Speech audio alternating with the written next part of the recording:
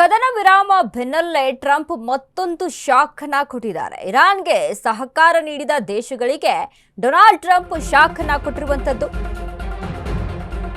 ಕದನ ವಿರಾಮ ಬೆನ್ನಲ್ಲೇ ಟ್ರಂಪ್ ಮತ್ತೊಂದು ಶಾಕ್. ಇರಾನ್ಗೆ ಸಹಕಾರ ನೀಡಿದ ದೇಶಗಳಿಗೆ ಡೊನಾಲ್ಡ್ ಟ್ರಂಪ್ ಶಾಕ್ ಅನ್ನು ಕೊಟ್ಟಿದ್ದಾರೆ. ಇರಾನ್ನ ಮಿತ್ರ ರಾಷ್ಟ್ರಗಳಿಗೆ ಶೇಕಡಾ 50ರಷ್ಟು ಸುಂಕ ವಿಧಿಸಿದ ಟ್ರಂಪ್ ಇರಾನ್ಗೆ ಶಸ್ತ್ರಾಸ್ತ್ರ ಪೂರೈಸಿದ ದೇಶಗಳಿಗೆ ಶೇಕಡಾ 50ರಷ್ಟು ಸುಂಕ. ಅಮೆರಿಕ ಅಧ್ಯಕ್ಷ ಡೊನಾಲ್ಡ್ ಟ್ರಂಪ್ ಸ್ಫೋಟಕ ನಿರ್ಣಯ ಇದು. ಇರಾನ್ ಜೊತೆ ಅಮೆರಿಕ ನಿಕಟವಾಗಿ ಕೆಲಸ ಮಾಡುತ್ತದೆ ಎಂದ ಟ್ರಂಪ್, ಆದ್ರೆ ಇರಾನ್ ಬೆಂಬಲಕ್ಕೆ ನಿಂತ ದೇಶಗಳ ಮೇಲೆ ಅಮೆರಿಕ ಜಿದ್ದನ್ನ ತೀರಿಸಿಕೊಳ್ತಾ ಇದೆ. ಚರ್ಚೆಗೆ ಗ್ರಾಸವಾದ ಅಮೆರಿಕ ಅಧ್ಯಕ್ಷ ಟ್ರಂಪ್ ದ್ವೇಷದ ನಡೆ. ಕದನ ವಿರಾಮ ಬೆನ್ನಲ್ಲೇ ಟ್ರಂಪ್ ಮತ್ತೊಂದು ಶಾಕ್ ಇದು. ಇರಾನ್ಗೆ ಸಹಕಾರ ನೀಡಿದ ದೇಶಗಳಿಗೆ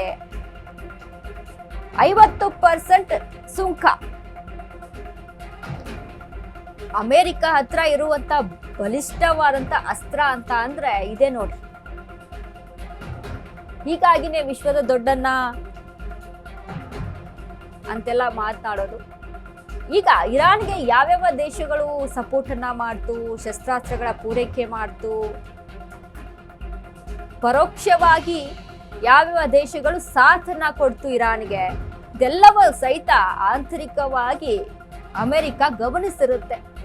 ಹಾಗಾಗಿ ಯಾವ್ಯಾವ ದೇಶಗಳು ಸಪೋರ್ಟ್ ಅನ್ನ ಮಾಡಿತ್ತೋ ಆ ದೇಶಗಳಿಗೆ 50% ಸುಂಕವನ್ನ ವಿಧಿಸಿದ ಡೊನಾಲ್ಡ್ ಟ್ರಂಪ್. ಯಾವ್ಯಾವ ದೇಶ ಅಂತ ನೋಡೋದಾದ್ರೆ ನಾವು ಪರೋಕ್ಷವಾಗಿ ಇಲ್ಲಿ ಒಂದು ಕಡೆ ರಷ್ಯಾ, ಇದು ನಮ್ಮ ಒಂದು ವಿಚಾರಕ್ಕೆ ಸಂಬಂಧಪಟ್ಟಂತೆ ಮಾತನಾಡ್ತಾ ಇರುವಂಥದ್ದು. ರಷ್ಯಾ ಆಗಿರ್ಬೋದು, ಚೀನಾ ಆಗಿರ್ಬೋದು, ಪಾಕಿಸ್ತಾನ, ಈ ದೇಶಗಳು ಇರಾನ್ಗೆ ಸಪೋರ್ಟ್ ಮಾಡಿದೆ ಪರೋಕ್ಷವಾಗಿ ಅನ್ನುವಂಥದ್ದು ಮೇಲ್ನೋಟಕ್ಕೆ ಕಾಣಿಸ್ತಾ ಇದೆ. ಯಾಕಂದ್ರೆ ಒಂದಿಷ್ಟು ಸುದ್ದಿಗಳಾಗಿತ್ತು. ರಷ್ಯಾ ಮತ್ತು ಉಕ್ರೇನ್ ಯುದ್ಧ ನಡೆದಂಥ ಸಂದರ್ಭದಲ್ಲಿ ರಷ್ಯಾಗೆ ಶಸ್ತ್ರಾಸ್ತ್ರಗಳನ್ನು ಟ್ರಾನ್ಸ್ಪೋರ್ಟ್ ಮಾಡಿದ್ದು ಇರಾನ್ ದೇಶ. ಹಾಗಾಗಿ ಈಗ ಇರಾನ್ ಕಷ್ಟದಲ್ಲಿದೆ ಅಂತ ಅಂದಾಗ ಇರಾನ್ಗೆ ರಷ್ಯಾ ಟ್ರಾನ್ಸ್ಪೋರ್ಟ್ ಮಾಡದೆ ಇರುತ್ತಾ? ಅಫ್ಕೋರ್ಸ್ ಮಾಡಿರುತ್ತೆ. ಇನ್ನು ಅದೇ ರೀತಿಯಾಗಿ ಚೀನಾ ಮತ್ತು ಇರಾನ್ ವ್ಯವಹಾರ ಯಥಾಸ್ಥಿತಿಯಲ್ಲಿ ನಡೀತಾ ಇತ್ತು. ಚೀನಾ ದೇಶಗಳಿಗೆ ಹಾರ್ಮುಜ್ ಜಲಸಂಧಿಯಿಂದ ಹಡಗನ್ನ ಬಿಡುಗಡೆ ಮಾಡ್ತಾ ಇತ್ತು ಇರಾನ್.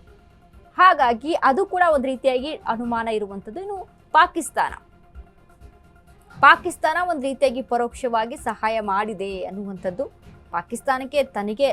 ಪಾಕಿಸ್ತಾನ ದೇಶವೇ ಈಗ ಆಯ್ಕೊಂಡು ತಿನ್ನೋ ಸ್ಥಿತಿಯಲ್ಲಿ ಇರುವಂಥದ್ದು. ಬಟ್ ಒಂದು ತಕ್ಕ ಮಟ್ಟಿಗೆ ಏನೋ ಇರಾನ್ಗೆ ಸಹಾಯ ಮಾಡಿದೆ ಅನ್ನುವಂಥದ್ದು ಇಲ್ಲಿ ಕಾಣಿಸ್ತಾ ಇರುವಂಥದ್ದು. ಹಾಗಾಗಿ ಇವು ಯಾವ್ಯಾವ ದೇಶಗಳು ಇರಾನ್ಗೆ ಸಪೋರ್ಟ್ ಮಾಡಿದಾವೆ, ಶಸ್ತ್ರಾಸ್ತ್ರಗಳನ್ನ ಒದಗಿಸಿಕೊಟ್ಟಿದ್ದಾವೆ, ಇವೆಲ್ಲ ದೇಶಗಳ ಮೇಲೆ 50% ಸುಂಕವನ್ನ ವಿಧಿಸ್ತಾರಂತೆ ಡೊನಾಲ್ಡ್ ಟ್ರಂಪ್. ಎಲ್ಲವನ್ನ ಕೂಡ ಗಮನದಲ್ಲಿ ಇಟ್ಕೊಂಡು ಎಲ್ಲವನ್ನ ಕೂಡ ಆಲೈಕೆ ಮಾಡಿ ಈಗ ಒಂದು ನಿರ್ಧಾರಕ್ಕೆ ಬಂದಿದ್ದಾರೆ.